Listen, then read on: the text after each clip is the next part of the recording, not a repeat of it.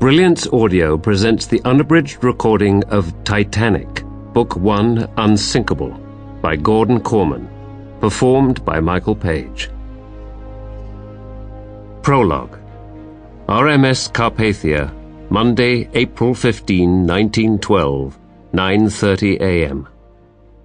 They stood 4 deep on the afterdeck of the Carpathia, chilled to the bone, staring out at nothing. Dark water, light swells. No evidence that barely 7 hours before, the largest and most magnificent ship the world had ever seen had sailed here in all her glory. The truth was nearly impossible to believe. The RMS Titanic lay at the bottom of the sea, along with everyone who sailed in her, save the 706 souls rescued and now aboard the Carpathia. "Look!" The cry energized the exhausted throng. A flash of color among the endless waves. A survivor? And then the swell turned over the item that stirred their frozen hearts with momentary hope. A deck chair. Nothing more. How could this be? The Titanic was more than a steamship. She was a floating city, 1/6 of a mile in length and 90 feet abeam, 66,000 tons gross displacement. Was this piece of flotsam all that was left? How could so much have become so little? A uniformed steward, no more than 17 years old, tried to take the arm of a lady who was shivering in the folds of a cunard-lined blanket.